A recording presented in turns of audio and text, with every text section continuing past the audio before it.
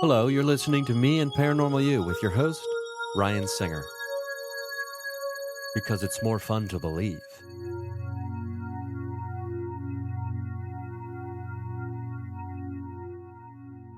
Oh, baby, here we go. Welcome to the show. My name's Ryan Singer. You're listening to another experience of Me and Paranormal You. I've got, joining me in the watering hole, we've got Jim Perry. Just my guy. I say this a lot, my guy, but Jim Perry is my guy. Thanks for joining me today, Jim. Well, it feels great as always to be your guy. And even if I'm a member of a dugout of some sort, what matters is that when coach puts me in, I always feel like I'm coach's favorite. And Yeah, that's you what matters. are. You're definitely coach's favorite. Yeah, there's a whole crew. There's a whole crew. There's guys, there's gals, there's thems. Yeah, There's a whole crew. beings, There's beings. non-human intelligences. There's also those. We we got to talk about in liminal. We got to talk about also. The signal. Jim is the host of Euphomet. If you don't know, if this is the first time you're ever listening to the program, you have to check out Euphomet. You have to check out Night Drift. You have to check out the Signal. Oh, thank you. Now you have to check out in Liminal. Just making the rest of us feel like we've never accomplished or done anything with our lives with the variety of content that the Jim Perry Euphomet brand has been producing lately. How are you doing it? We're going to do an hour of how did you do it? Yeah. Uh, Well, thank you. I mean, I'm envious of my friends that can continuously produce podcasts every single week, like clockwork, such as yourself, because I think, I don't know, over the last several months, myself and also my editor, John, who is, has turned into like sort of a pseudo audio therapist for myself. We've been trying to change how we think about the show and in particular how we think about the feed. And we've made this very focused effort to shift our priority to just filling the feed with things that we want to fill it with and not even thinking about our responsibility as creators of sort of the documentary podcast or anything that has been a part of that feed, you know, before. Thinking about the feed as Euphomet and not thinking about Euphomet as a single podcast. And so that's been our intent. I don't know if it's working or not, but it has led to a string of experiments in terms of formats and different styles of shows or little tweaks on styles of shows that we then, go into, kind of full rebranding mode on, such as the Signal and such as in Liminal, which have been our two most recent efforts in sort of redeveloping what formats we use to tell stories and talk with people. And a lot of it comes down to functionality. A lot of it comes down to the utility of being a podcast creator and a storyteller and, satisfying audience expectations too. I mean, listen, I think all of us have built up a relationship over the years. We are lucky to have developed a relationship over the years with our listeners. And many of them have become friends, many of them have become collaborators.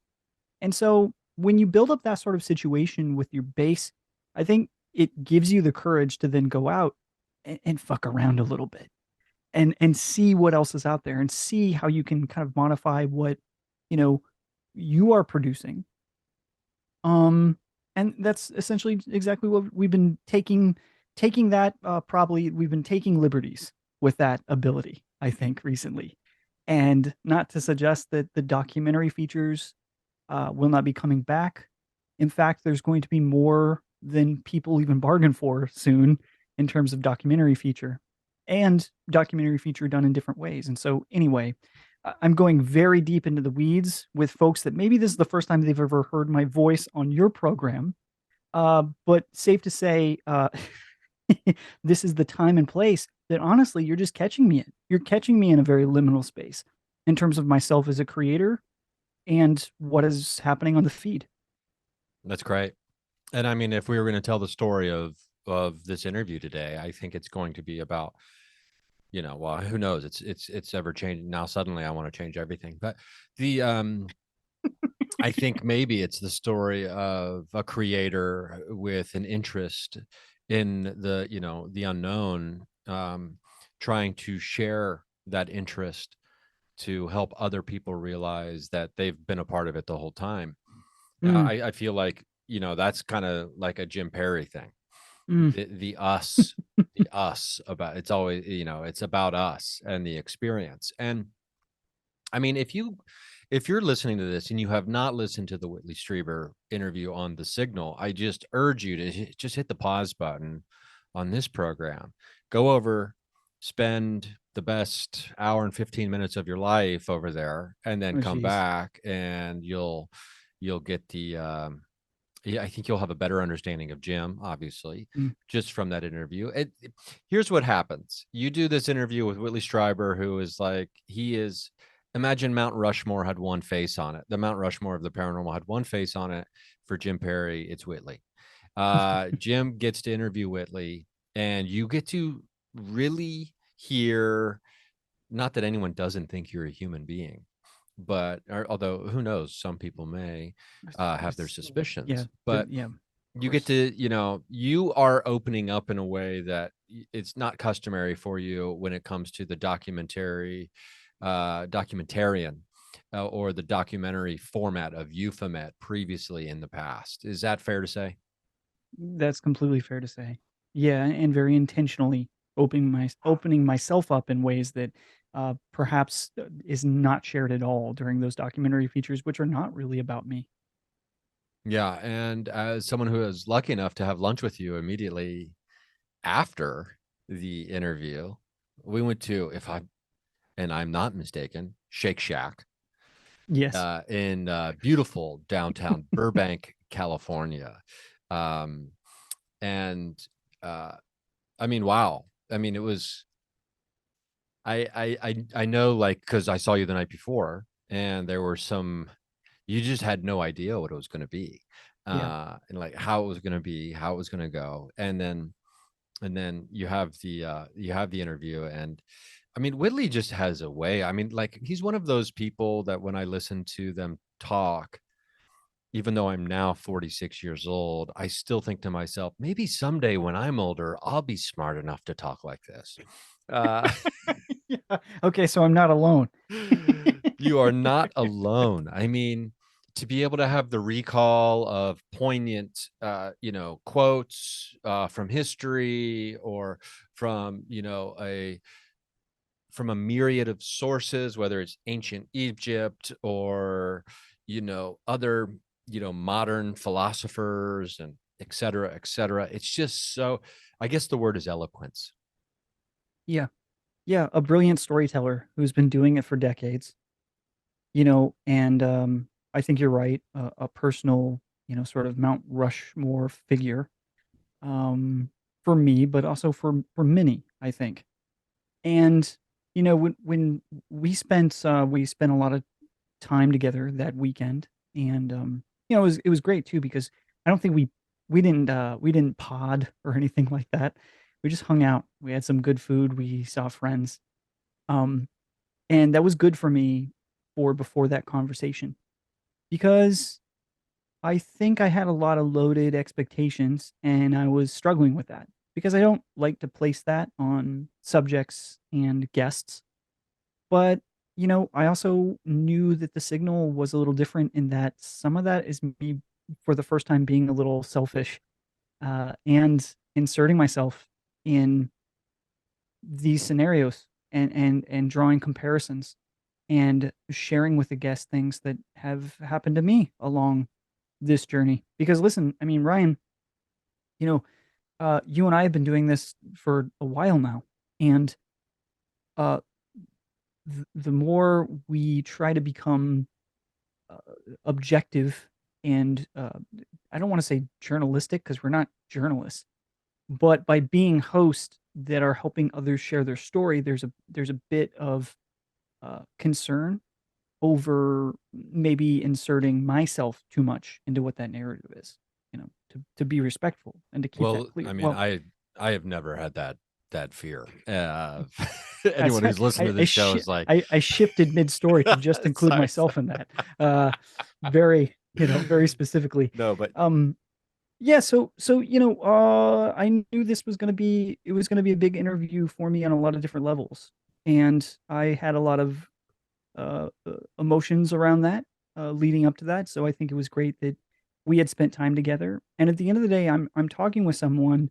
No matter how many times he has sort of echoed his story or how well known he is, for those that are listening that don't know, Whitley is essentially the most famous alien abductee that has ever existed. And his book Communion details his harrowing experience, which was then sort of parroted by media outlets and essentially for a period of time ruined his very sort of illustrious career as an independent fiction writer and aspiring filmmaker. So there is a lot of loaded emotions on his end. These experiences that he had are authentic to him, he believes.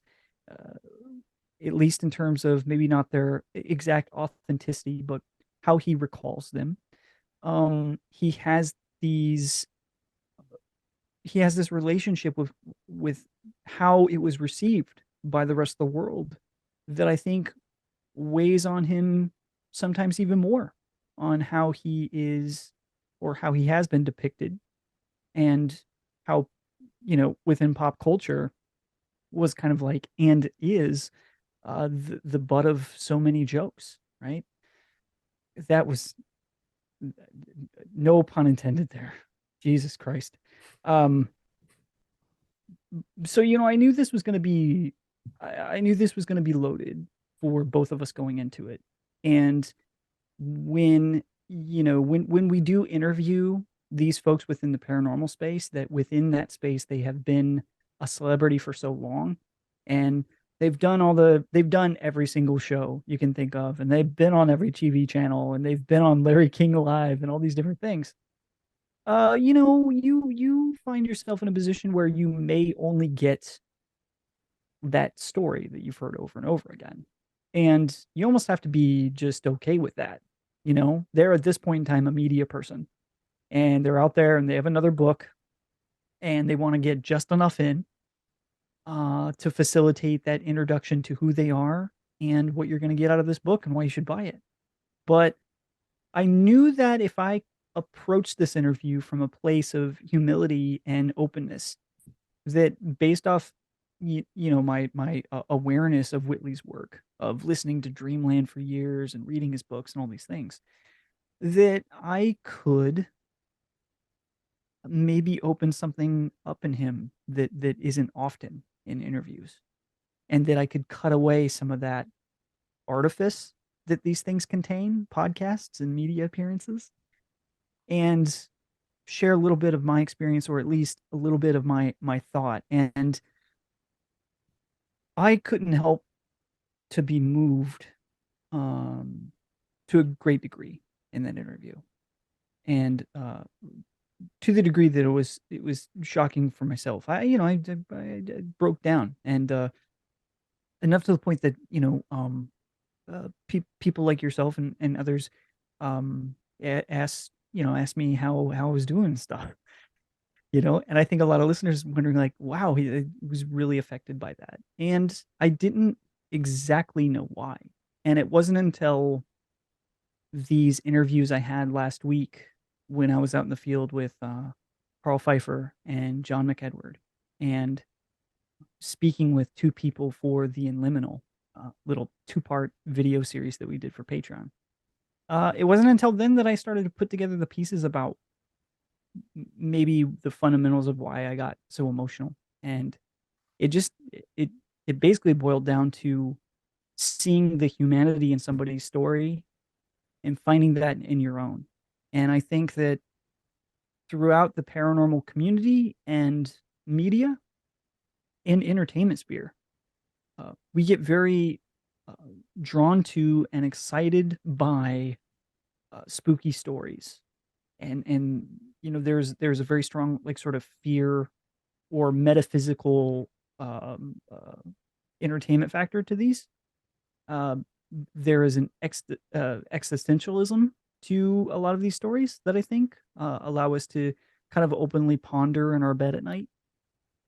But sometimes it is hard for us to find empathy or sympathy with these people's stories. And I think that once you get into that space and you've dug in enough, you can't you can't help but to be moved by the humanity of these things and the personal nature of them. And when it gets down to people's families and their partners and their children, um, people, living and dying, um, the pursuits of their career, their wins and their losses. You know, you cannot separate the paranormal phenomena from our personal lives and our challenges, our tragedies, traumas, and successes. And that's what's becoming really clear with me is that over the years of documenting these stories, they all go back to human shit. They all go Mhm. back to that. And yeah, it's moving when you can see yourself in that, I think. Yeah, well said. Um, I mean, I've got some thoughts on that as well. And, for me, it speaks to the core of what you do. It's a theme in the interview with Whitley, the looking outward as opposed to looking inward almost to a Mm, degree of understanding, like, you know, I don't want to give away the whole interview, but I'm not going to do that. But like the idea of what is contact, and not only what is contact, but what is experience, what is shared experience, I think, amongst people who might be witnessing or seeking together. And I don't know. And just to go backwards just a bit, I do have a thought about the emotionality of the interview, that I think is something that could be mentioned. I understand the humanity and the movement from that, as well. I mean, because that at the heart of every really moving story, that's what it really is, right? The but also the personal journey for you.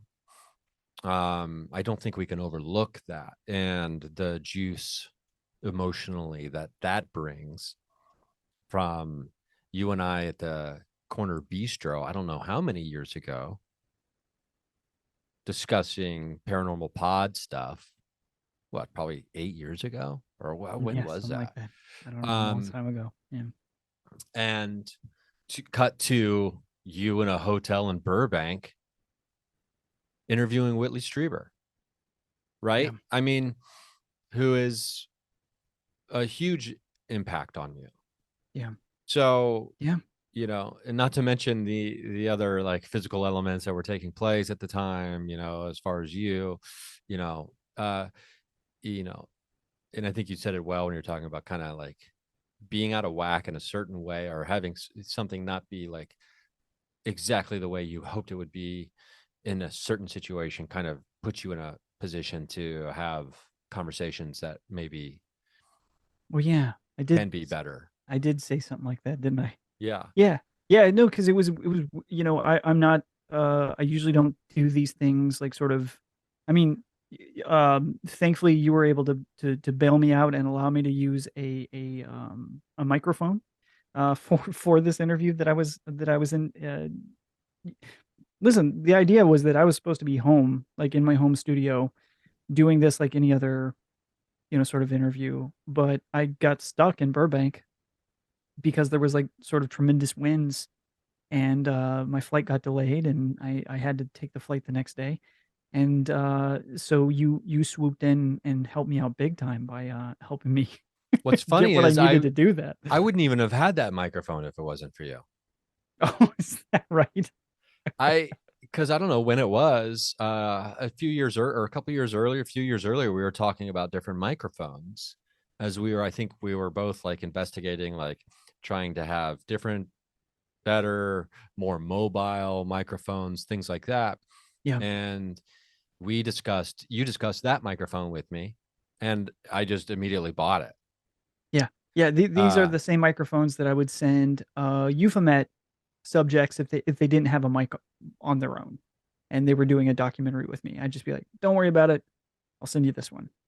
And yeah, so to have that like come full circle in that way is that's pretty was funny, super actually. interesting. Well, I mean, there's so much to get into, and I don't know what it is about. Maybe the new moon was just recently, or maybe it's because I've been leaning into and like stacking up a bunch of interviews lately before I do a big summer tour. Mm, But like my emotional level regarding the being connected and moved by just the idea of these conversations in general, like which I feel like even thinking about having a paranormal conversation is, it's almost like I'm watching the movie Up, and I'm just like, what is happening? Like, what am I going through wow. menopause? But Yeah. like the it's when you have like a you know, I guess a set form that you've become accustomed to and that your audience has become accustomed to. It is really interesting what you said about, you know, gaining the trust and then, I don't know, breaking out of a box and Hmm. trying different things. And for me, it all comes down for you, like from the outside looking in, I think of like the art of observation, right? Mm, And mhm, mhm, what is this if not the art of observation? And trying to understand what that even means. mm, Um, mhm. I want to talk about the art of observation, but real quick, I'm going to throw in a commercial or two here. And then we're going to come back with Jim Perry and we're going to talk about the art of observation. We're going to talk about In Liminal, his new series that is available over on his Patreon, which I am a patron of Euphomet, and I highly recommend it. So go to patreon.com/Euphomet, right? Yep. And then when you're done smashing the subscribe button on that, you should go to patreon.com/Ryan Singer, and you should do $3 a month so you don't have to listen to these commercials anymore. And Yeah. you can break free from the tyrannical grip of capitalism and then, you know, be fooled into the soft, Yes. velvety glove of another form of capitalism, which is Yes. Patreon. Right. We'll be right back. And we're back. I'm talking with Jim Perry, my guy, Your Jim guy. Perry, about his new series in Liminal. We're talking about. I want to get into the art of observation because I think there's probably nobody who does it better than Jim in this world. And what I think is fascinating is your journey and the way that you approached it from the very beginning and where you are now when Mm, it comes to the observation, from being someone who was totally on the outside, shining the light on subjects, to, in my opinion, finally inserting yourself a little bit more because I think you have a lot to offer in that area. Are there moments that made you realize you needed to do this or wanted to do this?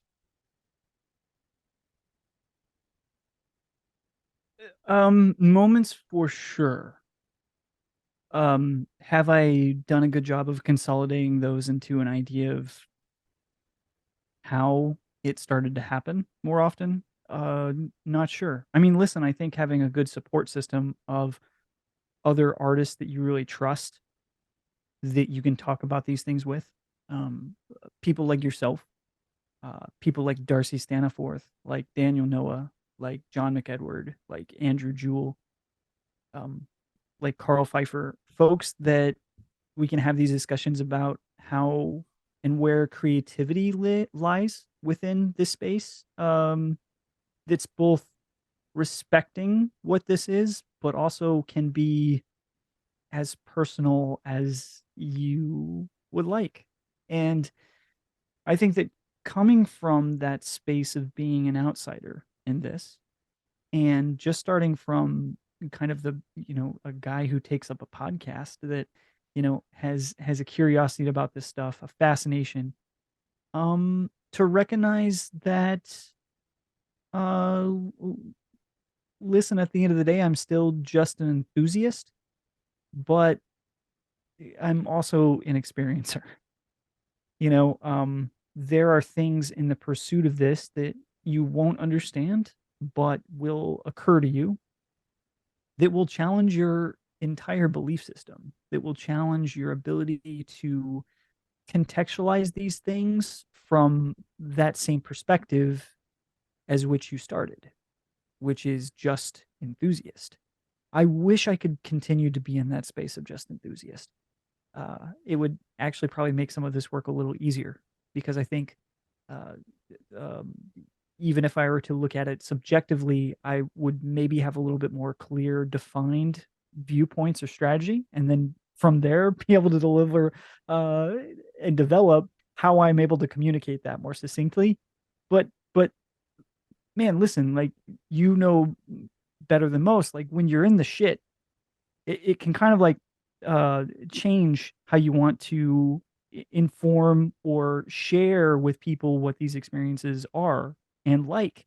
And it just so happens that I've developed into this space where the conversations I'm having, I just have a lot to usually say about it. I have a lot more viewpoints around that. Um, and both good and bad, from the sort of the business media side of this paranormal stuff, uh, to the actual creation of it and the actual execution of being out in the field with people. Because I think at the end of the day, that's when you find those moments. You find those moments in between. You find those moments in the space where something on this side, well, so for example, you learn a lot about yourself based upon the ads that you deny or the projects that you say no to, almost more than the projects you say yes to. And there's been a lot of that. The show could probably be much more profitable than it is right now, and my profile, much higher if I would agree to certain things. But I just, at the end of the day, and I'm not saying that to sort of boast on my position like I'm too cool for school, but I am too cool for school. And and it's in those moments where you go like, okay, well, no, I do have a defined opinion about that. Like, I was on the other side of this, looking inside. Now I'm on the other side of that and I'm going, no, that doesn't fit. Or yes, that fits. And to think about it in the most abstract terms, you're just choosing your narrative. You're choosing what you're accepting to engage with. And a part of that is just how much of yourself you're going to put into that, and how much of yourself are just clearly going to be an observer. And going back to the Whitley conversation, I think that really was one of the most, enthralling parts of that conversation, was that, you know, when, sort of, how do you know when to just sit back and observe as the flow of life and things happen about you? And when is it that you are fully plugged in and intentionally a part of what that process is, an engaging process where you're a participant in this? Because that's a huge part of this too, I believe now, is that participatory element is a huge factor in an experiencer's overall quality of experience. So, I know you were probably looking for like an actual, objective, maybe moment or two there when I figured some of these things out, but I don't know at this time if I have them or not. But I think that the overall quantity of experiences that I've amassed, and most of them I have shared, are things that have changed my perspective. And then real life, I'm going to be sharing I'm going to be resharing a story in one of the upcoming in Liminal episodes, the second one of two, in which I talk to Mike Cleland, who, for all intents and purposes, most people within the paranormal space know him as the Owl Guy. He is the guy that has had incredible, amount of synchronicities and potentially screen memories that are attached to an owl or owls. And since then had developed an obsession with that phenomenon and has become like sort of the de facto guy you send your owl story to when something creepy or revelatory happens in that regard. Um, so within that conversation, I was kind of able to come to a lot of different realizations about how the experiences that I have changed my perspective on how I do this work and how much of myself I should share. That involves like a experience where I could have died recently, and that changes how you move through the world sometimes. um, and around that same experience I had some synchronicities and some symbolic events that occurred that convinced me something else could potentially be at work here. um, so I think with all those things considered, they start to just they kind of pile up. And sometimes maybe my responsibility is not to just observe, but to share. Because within that sharing is another opportunity for someone else to potentially connect to my experiences, to what is being said, to what has occurred. And I think that's maybe the whole point of this. And that gets me closer to the very first fundamental thing that I felt that was important about doing the podcast in general. And that was to bring people closer, to make sure people knew that we are not alone. Hmm. And I don't mean about, gray aliens in the sky. I mean that together as people experiencing this weird shit, being a part of that, you're not alone when you see something weird. There's more of us out here. And it just gets me closer to where that is. Hmm. That's cool. And it's funny because you describe all of this, and I think about our friendship over the years and our relationship, and it's like we started from two opposite points almost. Like the first episode of this thing is me telling my story, Yeah. right? It's just a solo episode, a short little Uh-huh. thing, It's a great one too. and and how I feel like I'm kind of trending in the other direction Mhm. from where I started, and I think the bridge is probably my first step in that. But then, then I'll be even further removing myself in, future idea projects that I have. Mhm. But at the end of the day, the connection between us, right? And I'm talking about like the big us, not just you and I, but the trying to get that message out to the people who want and might even need to hear it. And that for me is like the beautiful part of paranormal sharing Yeah. and storytelling. Mhm. And I struggle with this sometimes, but I think like, oh, isn't it just a coincidence that, the Patterson Gimlin film was made by guys who wanted to make a film? Mhm. Mhm. Well, who else has film equipment Mhm. just with them Yeah. other than filmmakers? Mhm. Isn't it convenient that Whitley was a fiction writer and, very good at it? Yeah. Well, who else better to be able to tell their story through writing and pass that story along than someone who is skilled at writing? Yeah. Right. So Right. it it's almost like a paradox Yeah. in a certain way. And I think maybe So the interesting. Yeah. trickster element maybe is even at play there, like just in general, right? Mhm. But so it's kind of built into it.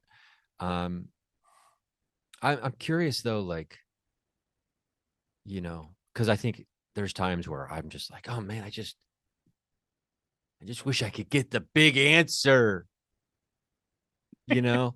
And then there's other times where you're talking about a near death experience, and I've had a near death experience kind of, and it was just, but it was like it was such a simple thing that occurred to me afterward. And Mm, that was just being like, I remember laying down in some grass with some flowers and just being like, this is what life is about. mm, Laying here in the yeah, grass, right? I didn't have yeah, some big revelation about, my purpose, or I didn't have mhm, my life flash in front of me. None of that stuff. yeah. Um, now I'm curious about yours, but not if you're going to be, you know, incorporating it in detail as like a fundamental aspect of future storytelling. Um, No, I'm an open book. I mean, I've already told this story on probably Night Drift, but yeah, I mean, essentially, uh, last year at some point in time, my wife and I were coming over a coastal pass, coming back home. We were unaware that it was the last day of elk season. We live in a super rural area in sort of the coastal mountain range in Oregon State. And needless to say, there were hunters buzzing around everywhere in little Toyota pickup trucks and giant F-350s or whatever. And there were elk everywhere. And some found their way right in front of our car. Now, for those listening, an elk uh, is not a Bambi. It is not a no, deer that you it see is anywhere. 100%. It is holy shit. I mean, it is. They're like dinosaurs. Like if anyone has gone to the Natural History Museum in New York, for example, or had the chance to see dinosaur bones, and you look, oh my God, that's a rhinoceros, or that's a triceratops rather. Look, look at its grandeur. Look how big. Um, Elk are huge. Elk are in that range of, they look like they're prehistoric, and it was almost as large as the car we were driving. And yeah, we couldn't get out of its way. We hit it head on, and uh, blacked out for a minute. We were able to get to the side of the road, and it was this incredibly overwhelming experience. Um, we were okay. Uh, Everything that deployed. um, the elk was immediately able to be dispatched and taken care of, as there were hunters everywhere. So someone just came and took it out of its misery and harvested it like right on site.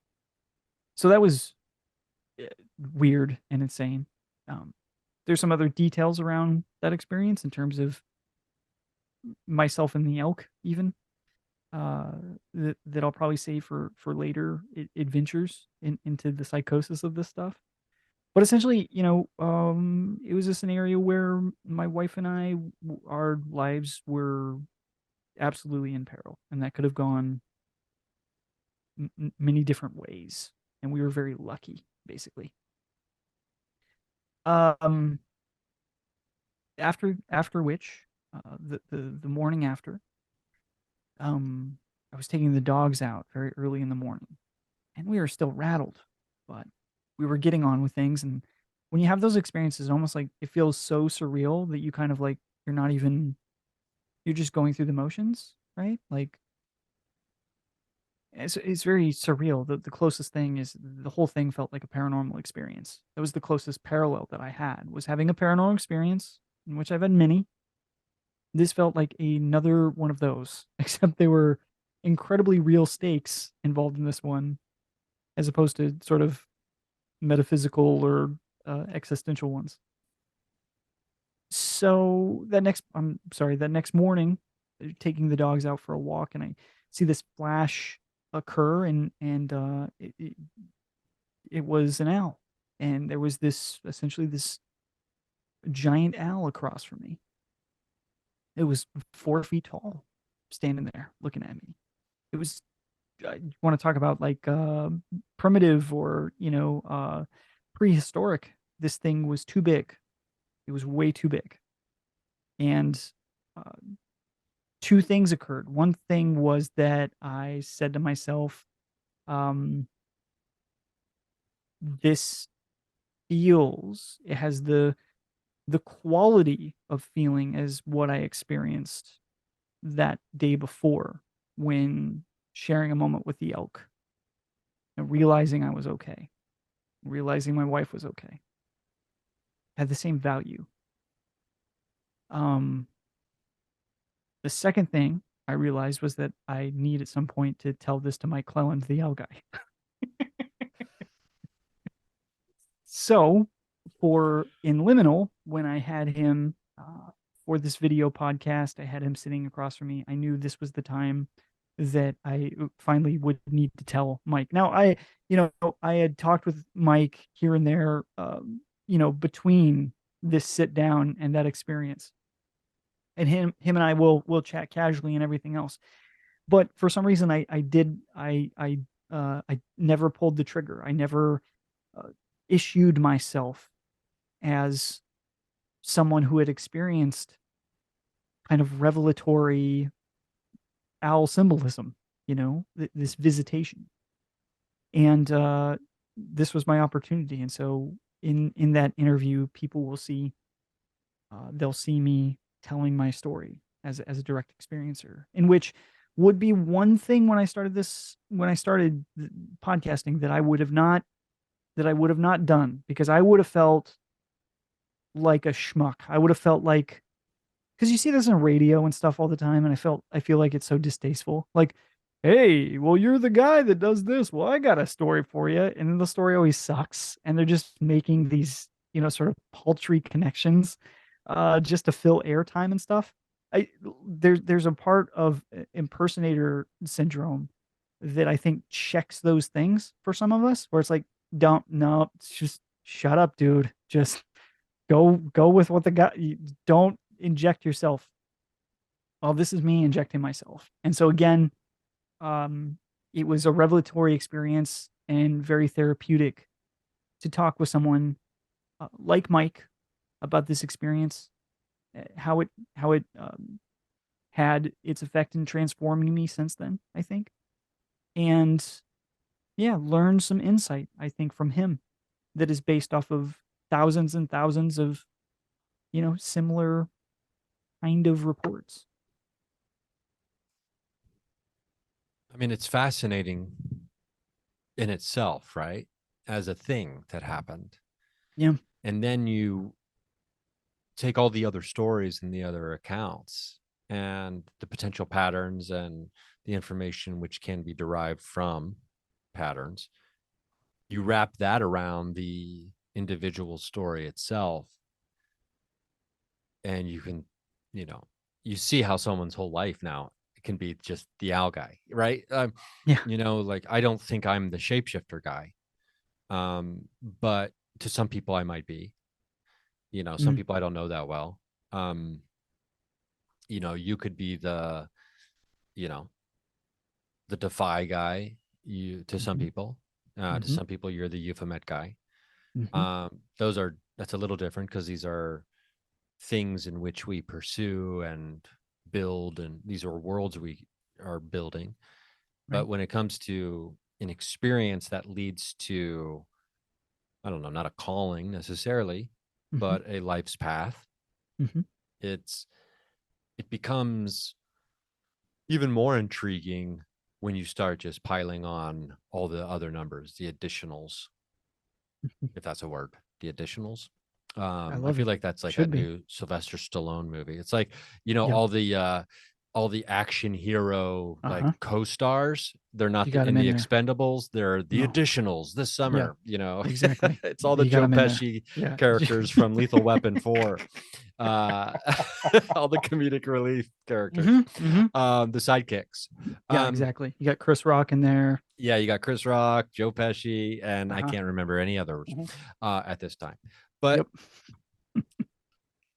yeah, I mean, let's do a quick break again, just in case I have to throw commercials in right now. And I want to expand a little more on Inliminal, Right. um, for our listeners. So I got Jim Perry here. We're taking a quick break for commercials. Go to patreon.com/Ryan Singer for commercial free, $3 a month. And then you can also go to patreon.com/Euphemet, and you'll be able to enjoy exactly what we're going to be talking about when we come back.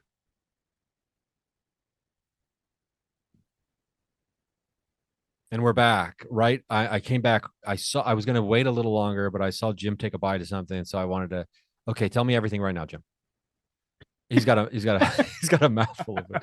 Right, right. The, I'm trying to test like how far I need to be away from my microphone, so I don't add any editing time for you. Like, how far do I need to be back to chew a rather soft cookie? oh, Right. well, I think I accomplished it. yeah, well, I think you did. And also, just to circle back to something at the very, very early on in this conversation, we were talking about, as far as you appreciated people who could put out, podcast episodes every week, right? And, uh, kind of alluding to like, I don't know how you do that. And it's like, well, you just don't worry about production value, Jim. That's how you do it. Right. Well, Night Drift showed me that trick too, but leave it to in. much to the chagrin of people who may have wanted to listen to this show over the years. Um, Luckily, I haven't had a complaint in a minute. It's been at least a couple months since I've had somebody be like, "Man, this is like, what the fuck are you doing?" Uh, but Yeah, we all at get them. least as production now as far as content, I do get those not constantly, but every once in a while I'll just be like, I'll just get a message from somebody just being like, this is just, I don't know, what is, why, and I'm like, okay. That's a very good question that I'm at. That's why I do this. Why? Yeah, um right, right. Oh, I want to talk understand. about in liminal, which is a departure for you from previous work. It is I guess, a combination of multiple things that you've already forayed into, Yeah, combined into one. yeah, And I mean, good golly, Miss Molly, we got Carl Pfeiffer on the camera, yeah. and in the Euphomet team.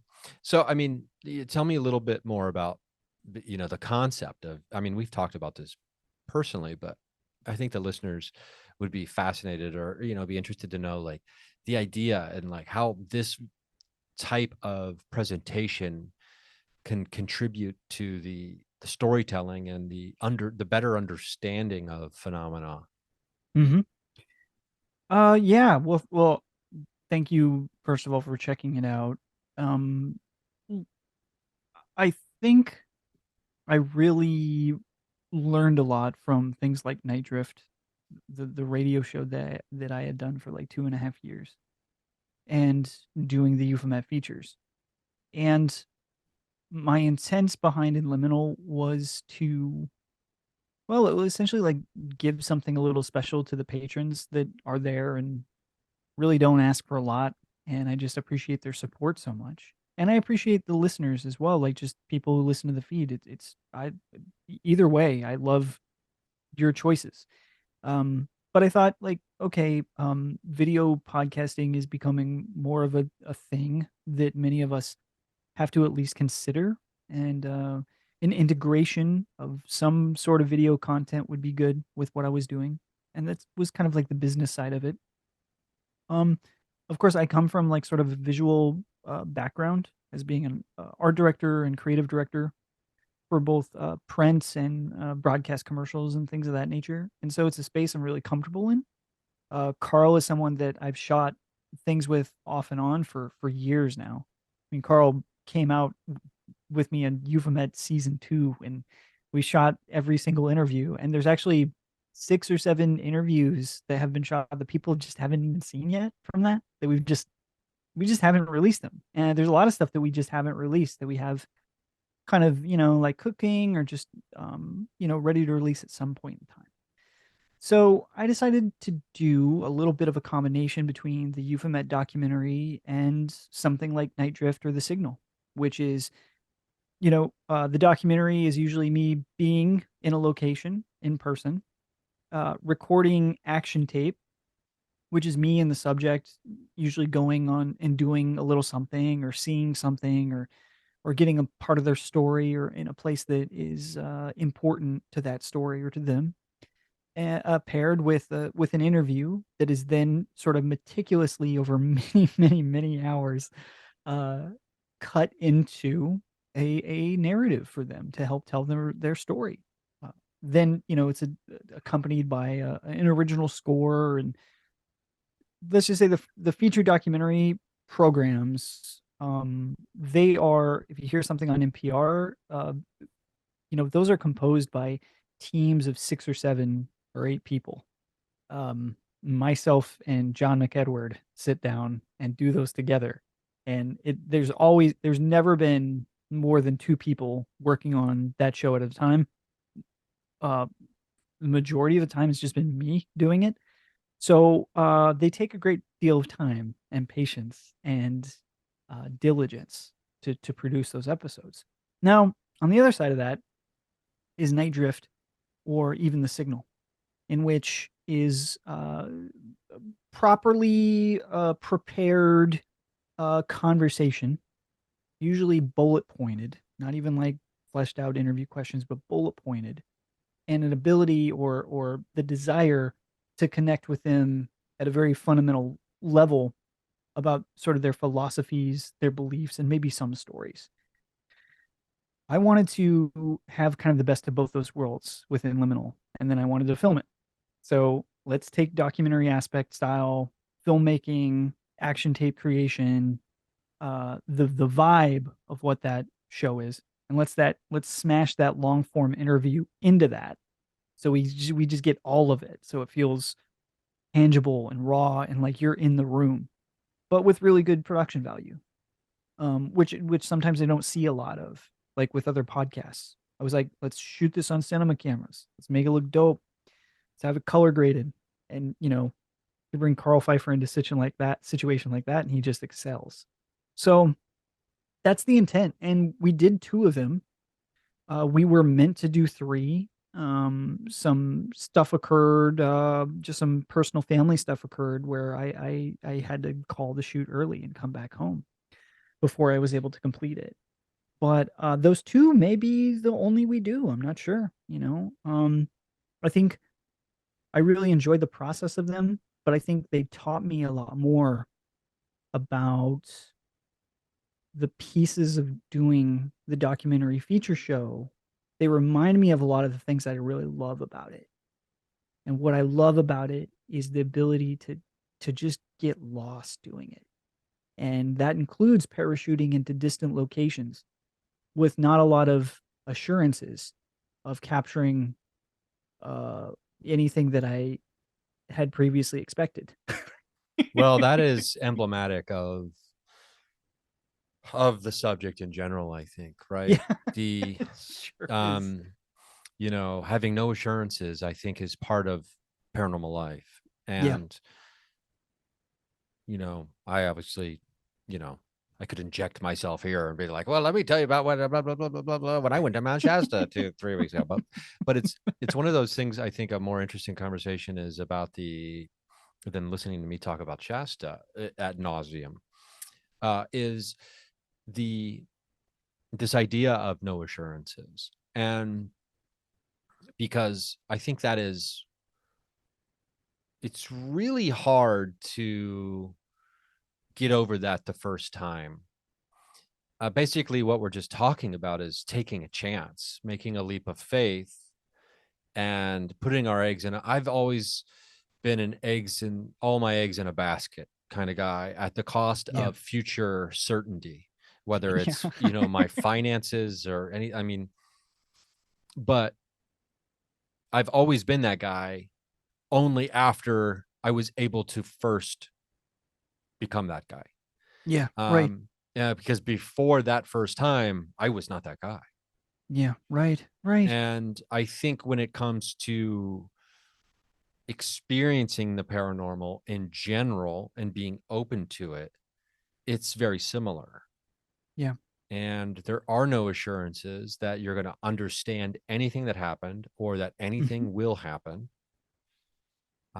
But so when you go and you do this project like in Liminal and you put your eggs in a basket with no assurances, the only thing you can do is, I guess, rely on past experience and understand that I'm making a leap of faith. I'm being an action person.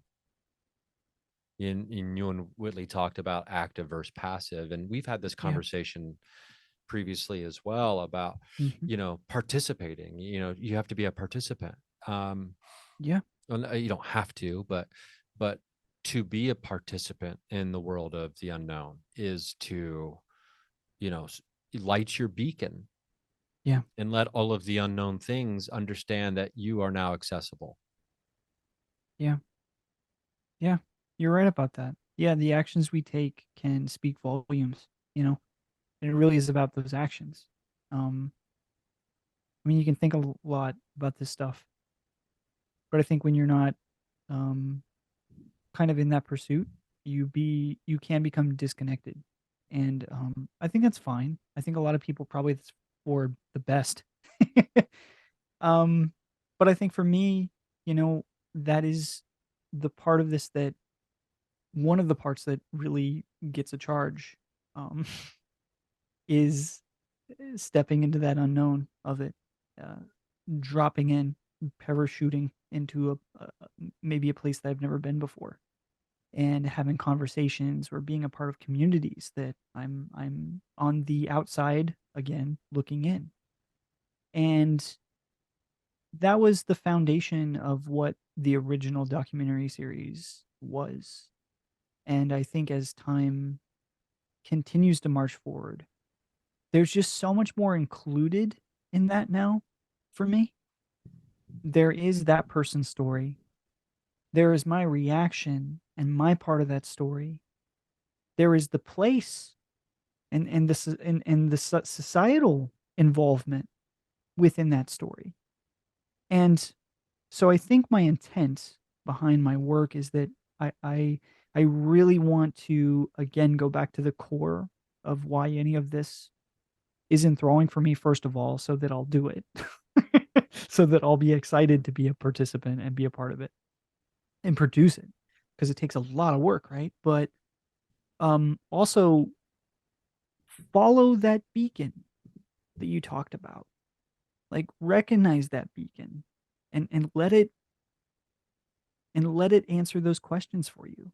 You know, for one of the things that I'm actually actively changing within the construct of what the shape of this podcast will be, what this podcast feed will be, is that I want to continue surprising people with stuff that they're not expecting. And sometimes that's a multi-part documentary series on something that gets dropped in your feed, and you're like, "Oh my gosh, what is this? Am I gonna binge this now? What is this thing?" And it's also not relying on the infrastructure of paranormal media that exists, which I never did when I started. But I think as you become a professional in this space and you become wanted, and your platform becomes wanted, and it becomes easier to create your content into commodity. And to me, that's why I shut down Night Drift, is because that show became commodity. It became a really good way to earn a paycheck and continue supplementing the feed and building that presence. And there was a lot of good things about it. Um, I may do it again. Um, but to me, I was like, I need to take a step back here. I need to focus on experiencers that no one is hearing from. I need to hear those stories. I need to be affected by that. And so what probably people, I mean, this is like I would love I want to share this episode on my feed or something too, because I think these are the things that I've been meaning to try to communicate to my audience that I haven't either had words for at the time, or that it I felt hasn't been appropriate to sort of insert into whatever I'm doing, but I think are probably good things to hear about the feed and answer questions for people. Because when I'm talking about the feed, I'm just also people have to understand I'm just talking about my process and the feed as my conduit, essentially another name for the work, right? So the work is evolving and the work is moving into a space where I'm probably going to have less people that write books on. and less people that are on TV shows and stuff. I think, and not to say that that will never happen, because it will. And for example, Whitley, right? Like Mike, but those are defined like very personal stories. But I'm not as interested in using the show to propel or commoditize other people's work in that way anymore. And um, it goes back to having the understanding of what you're comfortable saying no to, I think, in this space.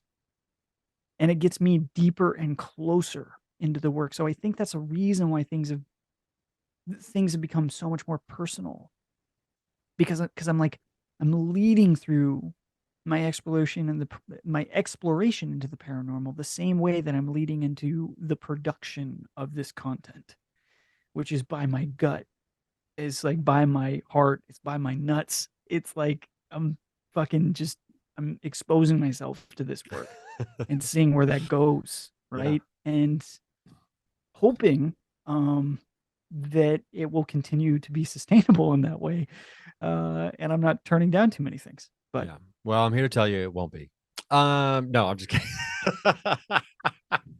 No, I'm certain it will. I am certain it will. That's why I feel comfortable making a joke like that.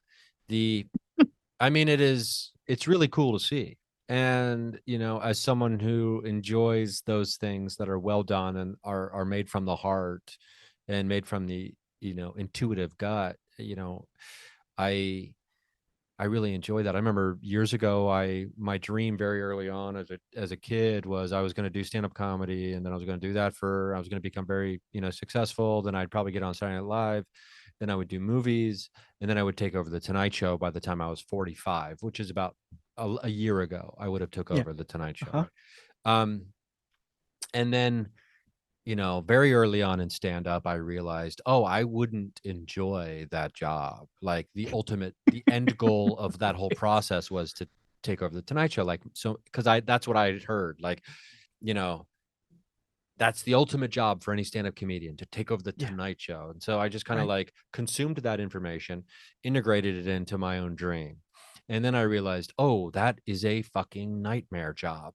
yeah, Like every right, day of the week, pretending to be super interested in someone's movie or someone's book or something like that I would never watch or read or whatever else, right? right, And it was all just a commercial. yeah, It was a commercial wrapped in comedy. That's all mm-hmm, that that's all late night television is. mm-hmm, Sure, it's entertainment. Yeah, fine, but it's all commercial. It's a giant commercial. And I was like, I'm not a pitch man yeah, wearing a suit. Um, so so I understand what you're saying 100% when it comes to where you're shifting your focus on your show.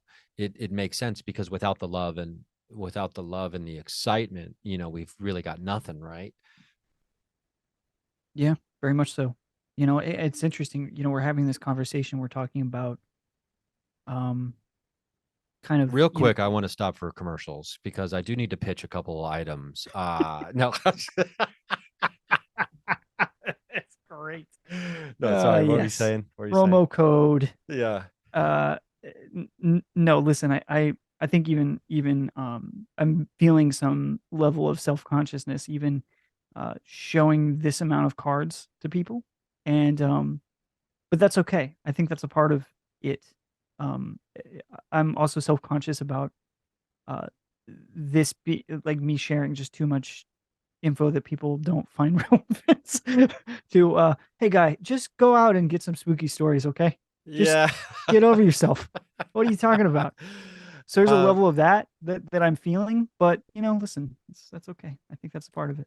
yeah, you just explained my mindset on every third of your bonus I've ever recorded.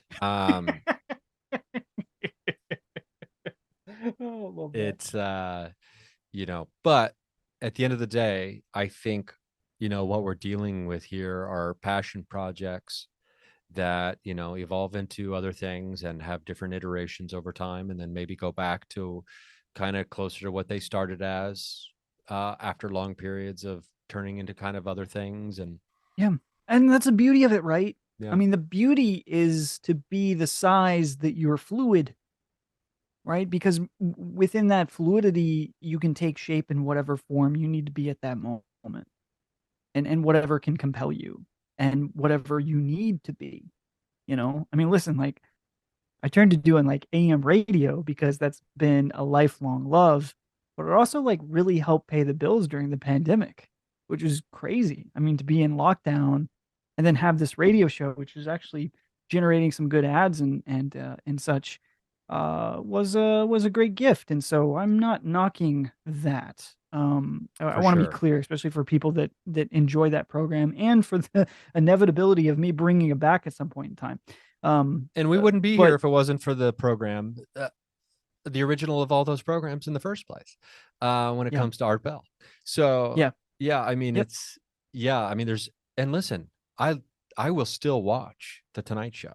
Or just to be clear about what I was yeah. railing on a minute ago, I'll still watch those shows, and I will find enjoyment in them, and because I love comedy, Okay. Go right? to a break right now, and then when we come back, we'll go back on everything that we said during this interview in the whole next segment. This episode of Me and Paranormal You was brought to you by the reverse gear on your car and on uh your what are these no your beliefs, or what is it, your convictions. Yes, sure. We are Yeah. installing the reverse button on all Yes. conviction models. Yes. um oh shit. Well, Jim, I mean, we've done it today. Um, Yeah, we did it. yeah, I've taken up too much of your time already, and that No, happened never. before we even started recording. So, No, never. um, just for the listeners out there, you know, Euphemet, the Signal, in Liminal over at the patreon.com/Euphemet page. Go just search Jim Perry or Euphemet over at Patreon if you don't want to type in a URL, and you'll find it. And I mean, you got Carl Pfeiffer on the camera. I mean, it's just the whole Euphemet team. I mean, it's just really great stuff, Oh, thanks, man. and I it's really appreciate enjoyable, that. and we Yeah. look forward to what the future brings about these surprise timeline drops that you're alluding to. So no pressure, but get those out please right Yeah. now. Right. And I always love when friends' names come up. Shout out to Darcy. I mean, which reminds me, I haven't talked to Darcy in a minute on the show. Mm. um We should do a hangout soon. We should do a hangout for your patrons and mine. Oh, I like that idea. Yeah. Let's do like a group thing. Oh, that's a great idea. Yeah, Yeah. we'll discuss, and that'll be in the Okay. future. And anything else you want to put out there for people? I don't think so. I mean, if you haven't joined Ryan's Patreon, I suggest I'm a patron. I have been for a very long time. And listen, I think Patreon, um, it's just such a good resource for independent podcasters and creators to get closer to their audience, understand them better, and have those personal, relationships. And B, it helps a creator a tremendous amount to set a baseline for kind of what they're able to do and maybe pay a few bills while a lot of us do this, a lot of us do this full time, which we are extremely thankful for. But 100%, no doubt yeah, about it. I mean, support Ryan Singer. I'd love that. I mean, if I get to a certain number on Patreon, I used to kid about it, but I'm no longer kidding. I will buy a house, and I will do what time is Coast to Coast over? 3 a.m. Yeah, 2 a.m., 3 or a.m. 2 a.m. I'll go from 2 to Yeah. 4, Monday through Okay. Thursday. I'll just get a house. I'll set up the watering hole Uh-huh. in a house somewhere, get a, pirate antenna, even though So I you don't don't want to need it. compete with them? You don't want to go head on? No, no, no. And I don't want to I compete think you could against take them. I don't want to go against Jimmy either, like Jimmy Church's slot, which is That's a before very leading up popular to it. spot. It's Yeah. So, popular. Yeah. but because part of me is like, oh man, I'll look on Zillow and I'll just be like, oh, this has got the perfect basement for me to set up my whole studio. So I could just do Hmm. like a nightly. Anyway, um, but it's a lot. I mean, you can attest to it. I've never even tried it, and already know I'm exhausted thinking about it. But Jim, this has been great. Thank you to everyone. Thank you to the patrons um, who will get this early and without commercials. I'm also on YouTube nowadays, so you can watch all these interviews. And yeah, and RyanSingerComedy.com has all my tour dates for the summer because I think this will come out. It'll be, well, we're in summer now, but come see me at a show. And if I don't see you at a show, I'll see you at the watering hole on the astral plane, which is this studio. Um, and Jim, as always, you're the best. Thanks for being here. I love you, buddy. Love you too, buddy. Glad to be your guy. My guy.